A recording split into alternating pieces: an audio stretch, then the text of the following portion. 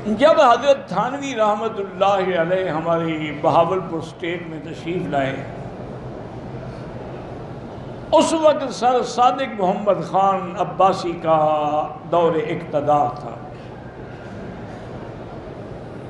وہ حضرت کی خدمت میں حاضر ہوئے، دعا کے لیے بھی ملاقات بھی کی اور کچھ ہدیہ بھی حضرت کی خدمت میں پیش کیا۔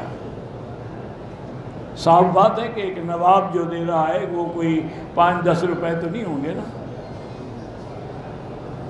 حضرت نے فرمایا کہ نواب صاحب آپ کے ہدیے کا شکریہ، لیکن میرے لیے لینا جائز نہیں ہے، میں کیسے لے لوں؟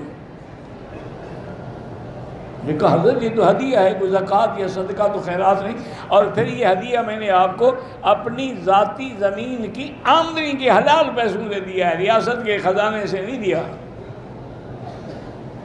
حضرت نے فرمایا اللہ کے بندے، میں جب آ رہا تھا نا میرے دل میں خیال تھا کہ نواب لوگ ہیں، یہ ضرور کوئی نہ کوئی ہدیہ دیں گے، تو حضور نے فرمایا کہ اگر اشراف نفس ہو جائے تو ہدیہ لینا حرام ہے، تو میں کیسے لے سکتا ہوں؟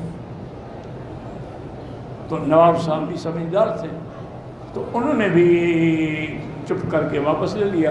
حضرت رہے اور اس کے کچھ عرصے کے بعد جب واپس چلے گئے تھانہ بھون، تو نواب صاحب نے اس ہدیے کو دوگنا کیا اور اپنے وزیر حضوری کو بھیجا کہ اب یہ لے جا کے تم سہارنپور تھانہ بھون پہنچو، اور جب حضرت مسجد سے نکل کے گھر جانے لگے تو کہ السلام علیکم، حضرت یہ ہدیہ قبول فرمائیں، اب تو نہ آپ کو طمع ہے اور نہ آپ کا نفس متوجہ ہے، اب تو قبول کر سکتے ہیں۔